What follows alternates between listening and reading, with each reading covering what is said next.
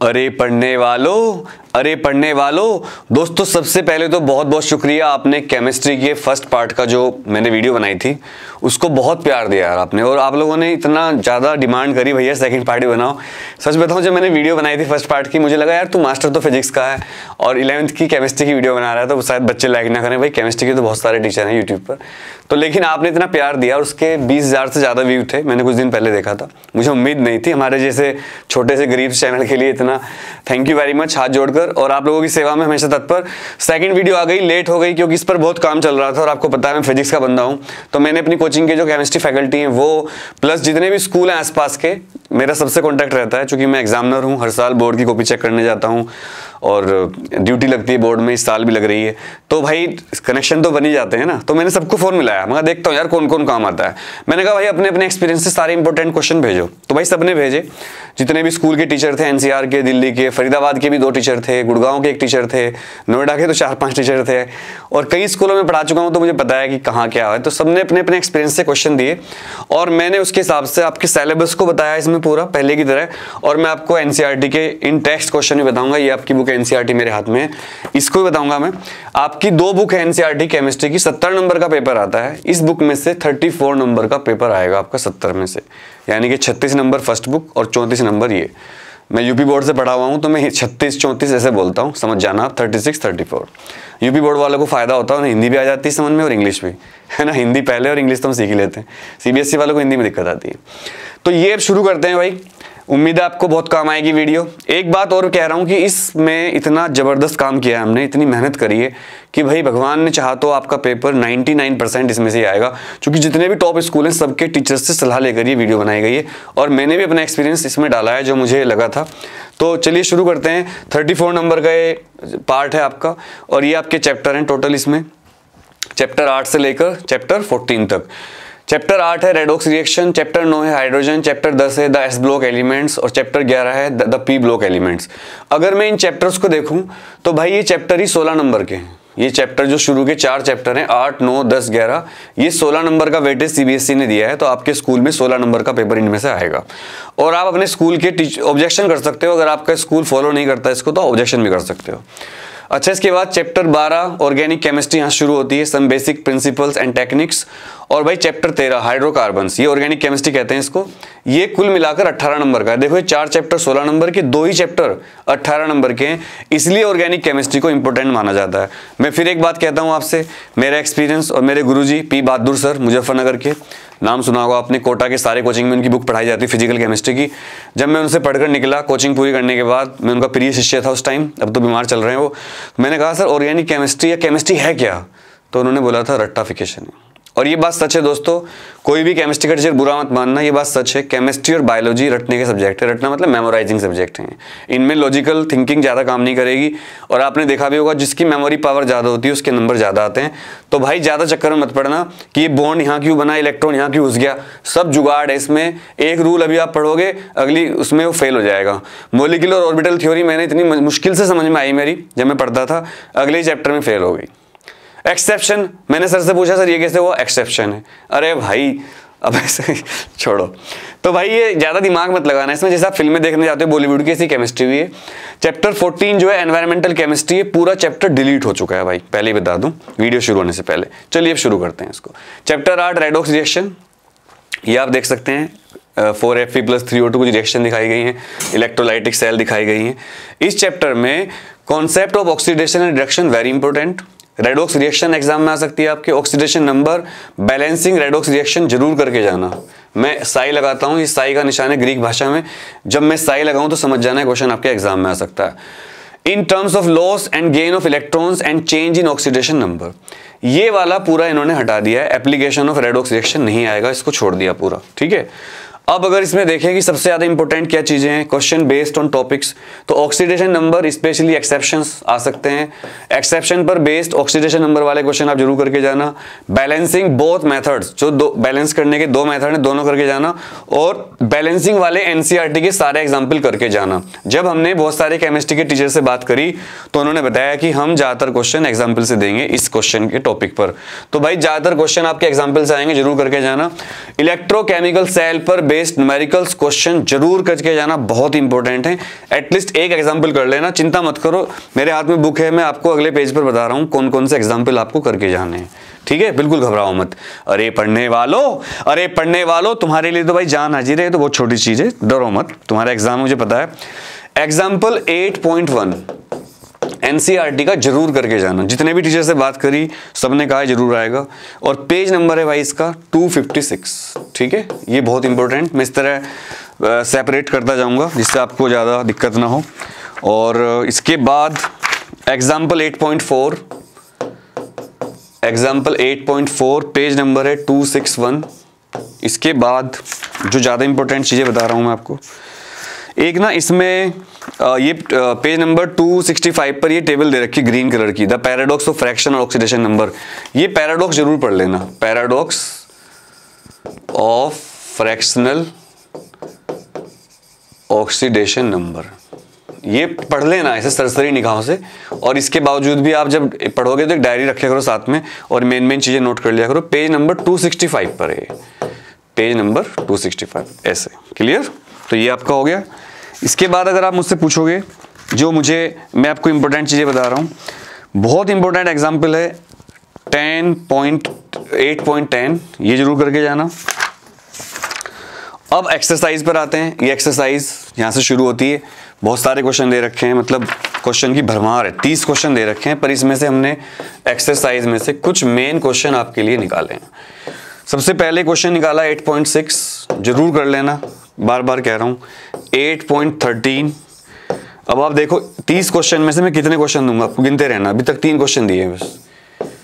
8.17, इसके बाद 8.18 पूरा करना, बहुत इंपॉर्टेंट है।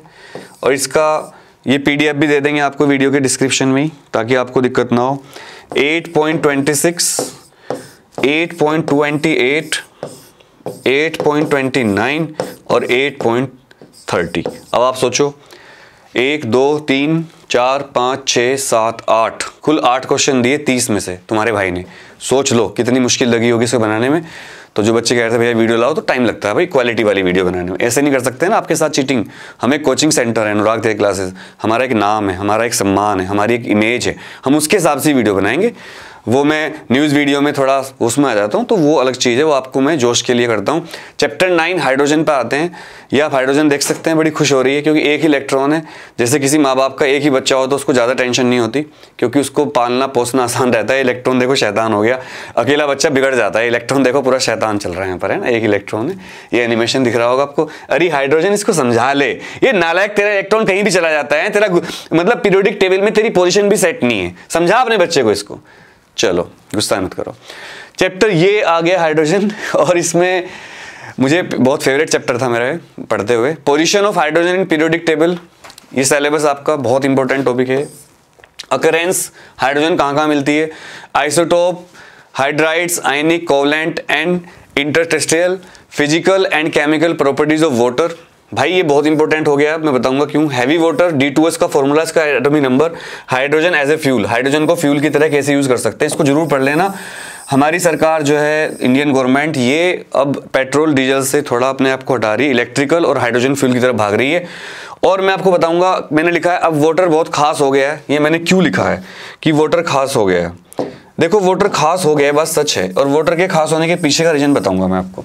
आपके इस चैप्टर में से जो टॉपिक डिलीट हुए हैं वो है, इसकी प्रिपरेशन डिलीट कर दी, properties and uses of hydrogen delete कर दिया भाई, hydrogen peroxide preparation, reactions and structure and use सब हटा दिया। एहसास बदल गए सब कुछ बदल गया, है ना।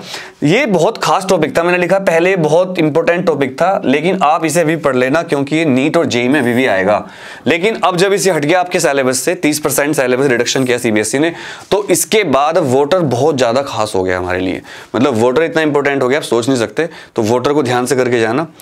अगर आप मुझसे पूछोगे इस चैप्टर में सबसे इंपॉर्टेंट क्या भैया, तो मैं बताऊंगा water, chemical and physical properties, मतलब पानी की फिजिकल और केमिकल प्रॉपर्टीज आप पढ़ के जाएंगे। अगर इसमें से एनसीईआरटी के क्वेश्चन देखें, एग्जाम्पल और क्वेश्चंस, मतलब, तो भाई मैं आपसे कहूंगा एग्जाम्पल 9.1 पेज नंबर है दोस्तों इसका 279। ये बहुत इंपॉर्टेंट एग्जाम्पल हमने सेलेक्ट किया आपके लिए, इसको करके जाना आप। इसके बाद प्यारे बच्चों एग्जाम्पल 9.4, पेज नंबर है इसका, पेज नंबर नीचे लिख रहा हूं मैं 283। इसके बाद दोस्तों एग्जाम्पल, बस अब आते हैं इसकी एक्सरसाइज पर। छोटा सा चैप्टर था ये, और एक्सरसाइज में कितने क्वेश्चन दे रखे हैं 36। सोच लो, चैप्टर 4 पेज का, क्वेश्चन 36। तो हमने एक्सरसाइज में से जो क्वेश्चन इंपोर्टेंट निकाले, एग्जाम्पल केवल 2 हैं। अब इसकी एक्सरसाइज पर आते हैं, बैक एक्सरसाइज पर। और वैसे भी आप केमिस्ट्री की कोई बुक मत खरीदा करो, एनसीईआरटी NF फॉर केमिस्ट्री, इससे बाहर और जितने भी राइटर की बुक मिलेंगी आपको, सारी सैंपल पेपर या आपके ट्यूशन के नोट्स या आपको किसी ने केमिस्ट्री के नोट्स दिए हो, वो सब एनसीईआरटी की हूबहू कॉपी होती है।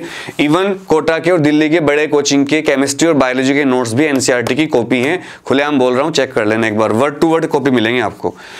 9.8, 9.10, 9.15, ठीक है, 9.22, 9.23।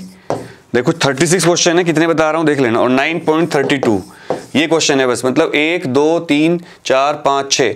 तुम्हारे भाई ने 36 में से 6 क्वेश्चन बताए कुल, यानी कि 6 में से 1 क्वेश्चन आपको दिया है, तो इतना तो आप कर ही सकते हो, टाइम है आपके पास। तो ये चैप्टर हमारा खत्म हुआ।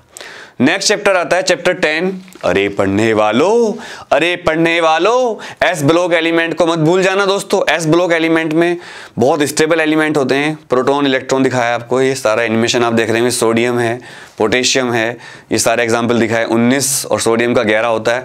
तो इस चैप्टर का बहुत इंपॉर्टेंस है केमिस्ट्री के अंदर, काफी अच्छा चैप्टर है, लेकिन अल्टीमेटली वही मेमोराइज करना पड़ता है चीजों को।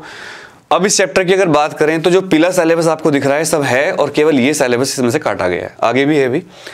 Group 1 and group 2 elements, general introduction आएगा इसका, इलेक्ट्रॉन कॉन्फ़िगरेशन पढ़ लेना, occurrence, anomalous properties of the first element of each group, diagonal relationship, trend in the variation of properties, जैसे कि आयोनाइजेशन है, एंथैल्पी है, एटॉमिक और ionic radii, trends in chemical reactivity with oxygen, water and hydrogen and halogen uses.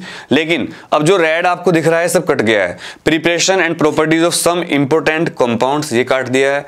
Sodium carbonate, sodium chloride, sodium hydroxide and sodium hydrogen carbonate, biological importance of sodium and potassium, calcium oxide, calcium carbonate and their industrial uses, biological importance of magnesium and calcium, ये सब cut चुका है इस chapter से। Congratulations, क्योंकि जो main इसका tough topic थे वो सारे काट दिए गए हैं।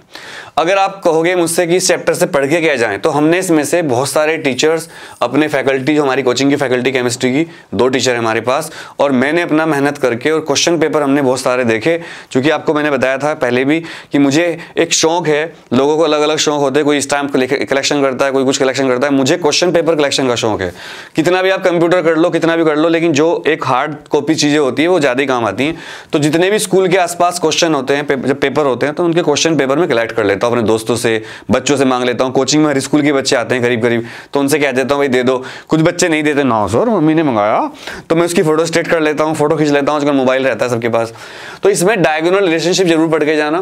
Preparation and chemical properties of NaOH, sodium hydroxide, Na2CO3, CaCO3, COH और प्लास्टर ऑफ पेरिस, इसकी केमिकल प्रॉपर्टीज और प्रिपरेशन चारों की 5 की पढ़ लेना अच्छी तरह से, वेरी इंपॉर्टेंट है, और इनके फॉर्मूले भी पूछ सकते हैं आपसे। अगर आप कहोगे सर एनसीईआरटी के क्वेश्चन कौन से इंपॉर्टेंट है इस चैप्टर से, तो भाई प्रॉब्लम 10.1 पेज नंबर कौन सा है आपका 293 एनसीईआरटी के हिसाब से। और इसके बाद 10.3 what is KO2, why is KO2 paramagnetic, KO2 paramagnetic क्यों है। 10.3 ये बहुत इंपॉर्टेंट क्वेश्चन है, इसको प्लीज करके जाना, साई लगा रहा हूं। चलो इसके बाद अगर आप मुझसे पूछोगे ज्यादा इंपॉर्टेंट क्वेश्चन, तो बता रहा हूं, बस एक्सरसाइज पे आते हैं। एक्सरसाइज इसमें देखते हैं कितने क्वेश्चन है और कितने में बताऊंगा आपको। इसमें दे रखे हैं दोस्तों 32। एनसीईआरटी का ज्यादा काम एक्सरसाइज में होता है, एनसीईआरटी चैप्टर में कुछ नहीं है, अंदर जो एक्सरसाइज होती है पीछे उसमें सारा चैप्टर होता है। आप किसी भी कोचिंग के नोट्स देखना, सब एनसीईआरटी से होते हैं, बायो के केमिस्ट्री के। 10.6, 10.10, 10.13। अगर आप सीबीएसई का बेस्ट काम पूछोगे मुझसे एनसीईआरटी वालों का, एनसीईआरटी मतलब national council of education research and training, तो इनका बेस्ट जो काम है ना वो है केमिस्ट्री की और बायोलॉजी की जो बुक लिखी है ना इन्होंने, भाई मजा बांधे, मास्टरपीस है मतलब। और अगर आप मुझसे कहोगे सबसे घटिया काम क्या है इनका, तो इनका सबसे घटिया काम है फिजिक्स और मैथ्स की बुक्स। फिजिक्स की और मैथ्स की बुक इतनी बेकार लिखी इन्होंने, 10.23, 10.26, 10.32, बस ये क्वेश्चन देखो। कितने क्वेश्चन है? 32 मैंने बताया आपको। 1 2 3 4 5 6 7 और 8 क्वेश्चन दिए हैं केवल, और 2 एग्जाम्पल, तो ये कर लेना। Next chapter number 11, the P block elements.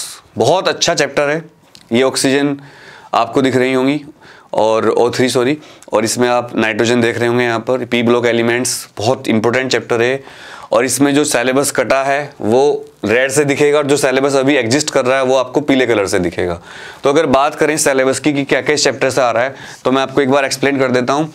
General introduction to p block elements, group 13 elements में general introduction, electronic configuration, occurrence, variation of properties, oxidation, states, trends in chemical reactivity, anomalous properties of first element of the group boron, physical and chemical properties boron की।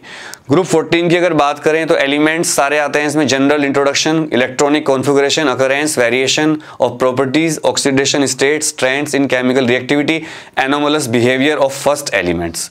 ये syllabus है जो आपका अभी भी exist कर रहा है। अगर आप मुझसे पूछोगे ये सारा रेड पार्ट जो है सिलेबस हट चुका है आपका, तो उसको पढ़ने की जरूरत नहीं है। कार्बन कैटिनेशन 10th क्लास में, allotropic forms, physical and chemical properties carbon की, बहुत इंपॉर्टेंट, प्लीज पढ़ के जाइएगा। रेड पूरा ये जो है इसको आप पढ़ लेना, ये सब हट चुका है। मैं एक बार पढ़ के सुना देता हूँ, क्योंकि ऐसा हो सकता है कि वीडियो देखने के बाद आपको टाइम न मिले। Some important compounds, borax, boric acid, boron, hydrides, aluminium, reaction with acids and alkalies, uses सब हटा दिया है, जिसमें आपको बहुत दिक्कत होती थी पढ़ने, मुझे याद है, मेरे याद नहीं होते थे। कार्बन, इसके यूज और इसके इंपोर्टेंट कंपाउंड है सबसे ऑक्साइड्स, और important compounds of silicon and few uses, silicon, tetrachloride, silicones, silicates and zeolite and their uses, ये सब हटा दिया है। अगर इस चैप्टर से आप पूछोगे सबसे इंपॉर्टेंट टॉपिक क्या है इस चैप्टर में, किस टॉपिक पर क्वेश्चन बन सकते हैं इस साल, तो ये हमने सिलेक्ट किए हैं। Allotropes of carbon and phosphorus, इसको पढ़ के जाना। Allotropes of carbon and phosphorus, उसकी स्ट्रक्चर और इनकी प्रिपरेशन।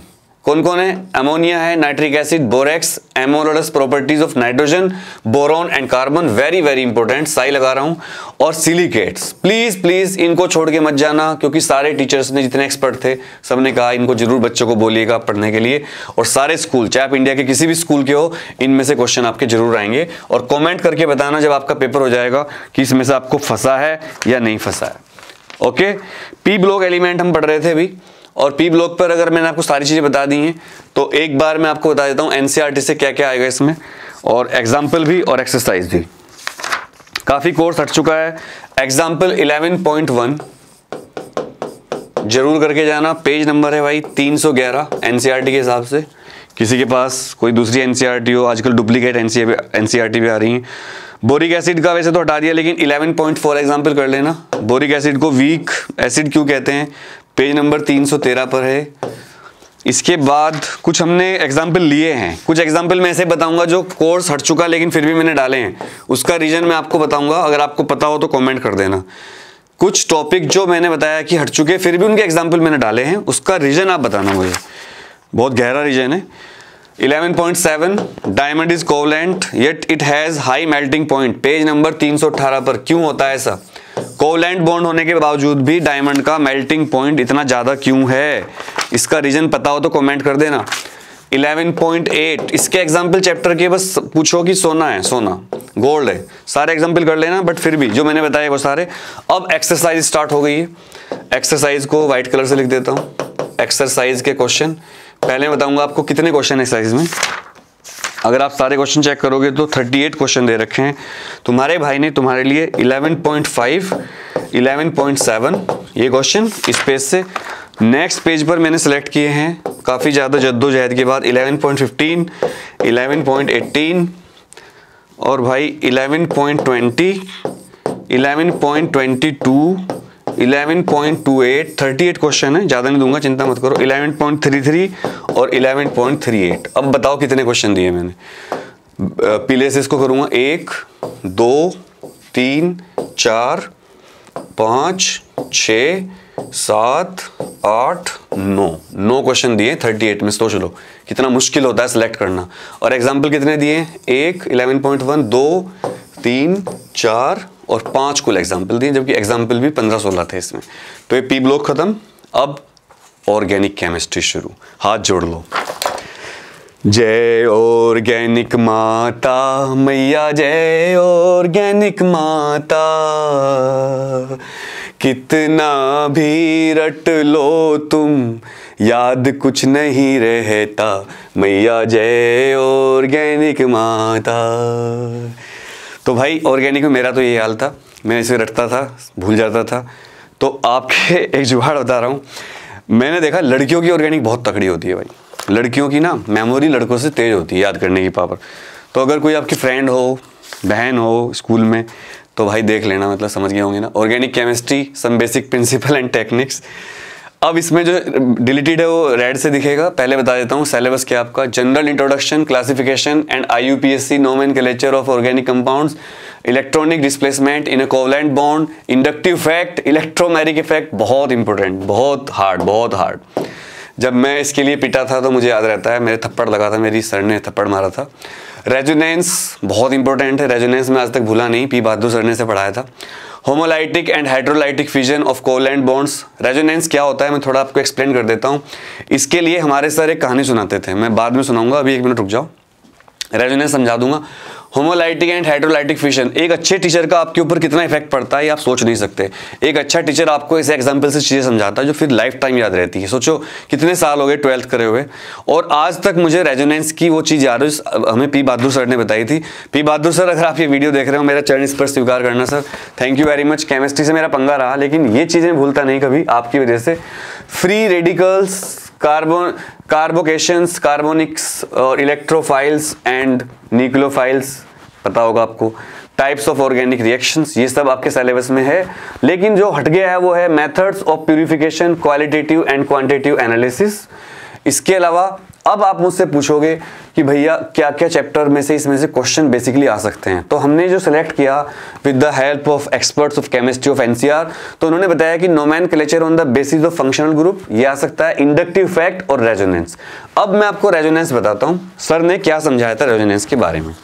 तो रेजोनेंस को समझाने के लिए सर ने एक एग्जांपल दिया कि एक आदमी का घर था और उसके घर में 4 कमरे थे। ये मैंने शायद पहली वीडियो में बताया था। चारों कमरे का साइज अलग अलग था, कमरा नंबर 1, कमरा नंबर 2, कमरा नंबर 3, कमरा नंबर 4। उस आदमी का एक बेटा था, वो अमेरिका चला गया पढ़ने। उसने जब वो वापस आया इंजीनियरिंग करने के बाद, उसने कहा पापा ये क्या घर बना रखा है? कि बेटा ये तो हमारा पूर्वजों का घर है, पुरखों का घर है पुराना। कि ठीक है पापा घर तो अच्छा है, बट मैं इसको तोड़ के दोबारा बनाना चाहता हूँ। कि ठीक है भाई बना ले। एक उम्र के बाद फिर माँ बाप ज़्यादा इंटरफेयर नहीं करते बच्चों में, तो माँ बाप को लगा भी कुछ गड़बड़ करेगा, लेकिन बच्चा इंटेलिजेंट था, उसने सारे कमरे तोड़े और 4 कमरे इक्वल बनाए, 1 2 3 4। और इसी को कहते हैं केमिस्ट्री की भाषा में हाइब्रिडाइजेशन। जब अलग अलग एटम पर अलग अलग एनर्जी हो, मान लो इस पर एनर्जी E1, इस पर E2, इस पर E3, इस पर E4, और टोटल एनर्जी कितनी होगी? E = E1 + E2 + E3 + E4। तो इसको अगर सारी एनर्जी को इक्वल डिस्ट्रीब्यूट कर दें तो इस पे मिलेगी E/4, इसको मिलेगी E/4, इसको भी मिलेगी E/4, इसको भी मिलेगी E/4। तो केमिस्ट्री में इसी को हम क्या बोलते हैं? रेजोनेंस। एक्चुअल में रेजोनेंस एनर्जी का रीडिस्ट्रीब्यूशन है। फिजिक्स में इसको law of equipartition of energy भी कहते हैं। इसके जैसा, मतलब एग्जैक्ट नहीं है बट आप कंपेयर कर सकते हो इसको। तो फिजिक्स क्या है? फिजिक्स एक तो ऑब्जेक्टिव है, फिजिक्स में जो होता है तो होता है। ग्रेविटेशन है तो है, मैग्नेटिज्म है तो है। केमिस्ट्री में कुछ भरोसा नहीं कब क्या हो। केमिस्ट्री इज लाइक, समझ जाओ, बेवफा, समझ गए ना? दर्द दुखती रग छेड़ दी मैंने तुम्हारी। ठीक है कोई बात नहीं। NCERT क्वेश्चंस एंड एग्जाम्पल आप पूछोगे। एग्जाम्पल इधर लिख रहा हूँ, एग्जाम्पल इधर लिख रहा हूँ, एक्सरसाइज के क्वेश्चंस। तो चलो भाई एग्जाम्पल ले लेते हैं। 12.1 प्लीज कर लेना, बहुत इंपॉर्टेंट है। पेज नंबर पे पहुंच गए 327, 327 अंग्रेजों के लिए। और अगर आप मुझसे कहोगे तो एग्जाम्पल थोड़े ज़्यादा हैं रिकमेंडेड। 12.4, 12.6 बहुत अच्छे क्वेश्चन एग्जाम्पल में ही दे रखे हैं सारे। असल में पूरा पेपर अगर इसका चैप्टर का बनता है तो सारे टीचर एग्जाम्पल से ही बनाते हैं, उनकी गलती नहीं है। क्योंकि NCERT वालों ने ना इस बुक को लिखने में मार्वलस वंडरफुल वर्क। आई सैल्यूट NCERT वालों को। अरे NCERT वालों, तुमने जो केमिस्ट्री की और बायो की बुक लिखी है ना भाई, सैल्यूट करता हूँ। लेकिन फिजिक्स और मैथ्स के लिए सैल्यूट वापस ले रहा हूँ, बहुत बेकार बुक लिखी है तुम। भाई तुम फिजिक्स में शुरू में ही बच्चों को डायमेंशन पढ़वाते हो और डायमेंशन में बच्चों को सारे फॉर्मूले याद करने पड़ते हैं और वो फॉर्मूले अगले चैप्टरों में आते हैं। ऐसे ही फिजिक्स में मैथ्स में तुम्हें डिफरेंशियल पढ़ाते नहीं, पहले ही सारे क्वेश्चन डिफरेंशियल के डाल देते हो। हद हो गई भाई, मतलब फिजिक्स और मैथ्स से दुश्मनी है तुम्हारी। और जो ट्यूशन पढ़ाते हैं टीचर केमिस्ट्री का, उनको बहुत फायदा होता है बायोलॉजी वालों को, क्योंकि उनके बच्चे हर साल अच्छे नंबर ला के पास हो जाते हैं। एक तो केमिस्ट्री का और बायो का पेपर बहुत ईजी आता है, सिलेबस ईजी, इनकी बुक अच्छी है और पेपर के नंबर अच्छे आते हैं। फिर वो बड़े बड़े फोटो लगा देते हैं बाहर, देखो हमसे पढ़ के कितने अच्छे नंबर आए। और फिजिक्स में हम जान लगा दें पूरी, सब कुछ हमारा फिदा हो जाए, लेकिन तब भी नंबर नहीं आ पाते बच्चों के। तो भाई ये खतरनाक टॉपिक्स हैं। तो भाई थोड़ा ज़्यादा एग्जाम्पल हैं तो मैं इधर लिख देता हूँ। 12.22 भी लिख लेना, इसमें ज़्यादा क्वेश्चन है, और 12.24, ठीक है। बस अब एक्सरसाइज पर ये मैंने यहाँ के लिख दिए। एक्सरसाइज वाले क्वेश्चन में रेड पेन से लिखूंगा ताकि दिक्कत ना हो आपको। ये सारे क्वेश्चन तो किसके थे? एक्सरसाइज के, एग्जाम्पल के। एक्सरसाइज में अगर देखोगे आप तो इसमें भाई 40 क्वेश्चन दे रखे हैं, लेकिन हमने एक्सपर्ट की हेल्प से बहुत कम क्वेश्चन सेलेक्ट किए। 12.4, ये 4 मतलब 12.4 है, चलो लिख लो इसे। 12.4 स्ट्रक्चर पूछिए। 12.8 ये हो गया। इसके बाद 12.15 सीधा, ये बहुत इंपॉर्टेंट क्वेश्चन है। 12.17, हे मां सरस्वती बच्चों को यही क्वेश्चन आ जाए। 12.23, 12.31 और भाई लास्ट 2 हो रह गए, 12.38 और लास्ट का 12.40। अब आप मुझे सोचो यार, 40 क्वेश्चन में से मैंने आपको 1 2 3 4 5 6 7 8 दिए कुल, यानी कि 5 में से 1। और एग्जाम्पल देखो बहुत सारे थे, 1 2 3 4 5 6 7 8 एग्जाम्पल, 8 क्वेश्चन, जबकि एग्जाम्पल 50 से ऊपर थे। और 8 और 8 16 क्वेश्चन कुल दिए मैंने ऑर्गेनिक केमिस्ट्री के इस चैप्टर में से। तो भाई ये चैप्टर बहुत इंपॉर्टेंट है, इसको ज़्यादा टाइम देना, 18 नंबर का वैसे है। अब आगे चलते हैं, चैप्टर नंबर 13 हाइड्रोकार्बन्स। ये हाइड्रोकार्बन दिख रहे होंगे आपके अलग अलग, आपके एनिमेशन मैंने डाले हैं। तो ये सारे हाइड्रोकार्बन अगर आपको पता हो कौन से हैं तो कमेंट कर देना भाई, ठीक है। और केमिस्ट्री के किस चैप्टर में आपको ज़्यादा दिक्कत है वो भी कमेंट कर देना। और केमिस्ट्री किस चैप्टर के नोट्स चाहिए आपको हमसे, हैंड रिटन या जैसे भी, हम कोशिश करेंगे देने की। और हमारा टेलीग्राम ग्रुप है, उसको आप जरूर ज्वाइन कर लो, अनुराग त्यागी क्लासेस के नाम से ये चैनल है टेलीग्राम पर, उसको ज्वाइन कर लो, वहाँ पर मैं नोट्स दूंगा। तो इस चैप्टर में से देखो भाई, कुछ भी डिलीट नहीं किया खासकर।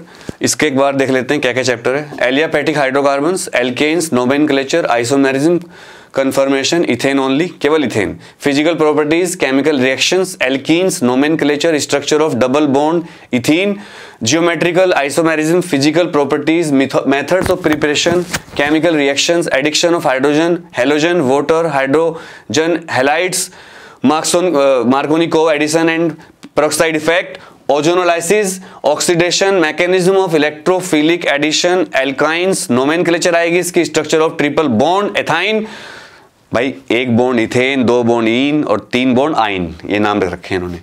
Physical properties, methods of preparation, chemical reactions, acidic, character of alkynes, addition, reaction of hydrogen, halogens, hydrocarbon, halides and water, ये आपका पूरा सिलेबस है। अब अभी सिलेबस खत्म नहीं हुआ। एरोमेटिक हाइड्रोकार्बन्स, इंट्रोडक्शन, आईयूपीएससी नोमेनक्लेचर बहुत इंपॉर्टेंट, बड़ा हार्ड।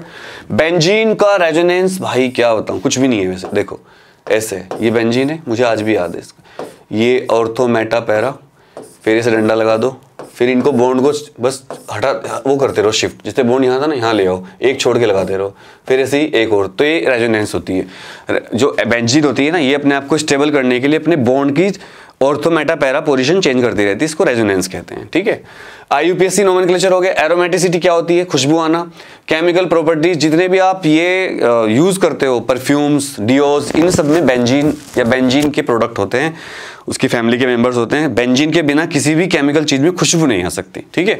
और कैंसर होने का मुख्य कारण भी है, जो डियो वगैरह आप लगाते हो मत लगाया करो या कम लगाया करो कपड़ों के ऊपर, बिल्कुल बॉडी से टच मत करो उन चीजों को, क्योंकि कैंसर भी जनरेट कर सकती है धूप पड़ने पर खासकर। Mechanism of electrophilic substitution, nitration, sulphonation, halogenation, Friedel Crafts, alkylation and acylation. सच बताऊं तो हमें ज्यादातर ये चीजें मुश्किल इसलिए लगती हैं केमिस्ट्री और बायोलॉजी में, क्योंकि इनमें ना सारे साइंटिस्ट के नाम विदेशी हैं, तो हमें इन्हें पढ़ने में दिक्कत आती है, मेरी तो जीभ घूम जाती है, नाम ऐसे ऐसे अजीब से हैं इनके। और फिर हम एक दूसरे की मजाक भी उड़ाते हैं, अगर हम इनका नाम का उच्चारण गलत कर दें तो बोलना भी नहीं आता इंग्लिश। अरे भाई यार, साउथ के अलग इंग्लिश बोलते हैं, हम अलग बोलते हैं, बिहार के लोग अलग तरह से इंग्लिश बोलते हैं, एक दूसरे की मजाक क्यों उड़ाते हो यार, हमारी भाषा नहीं है भाई ये, जैसे बोल रहा बोलने दो।